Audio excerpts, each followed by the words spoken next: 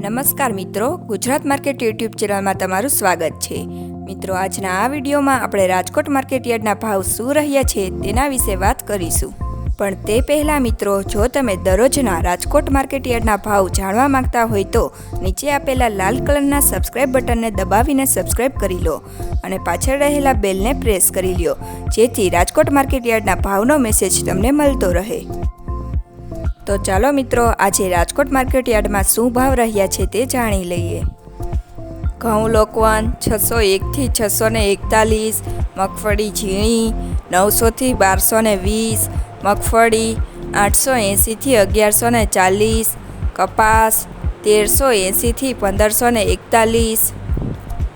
મરચાં સૂકા 900 થી 2500,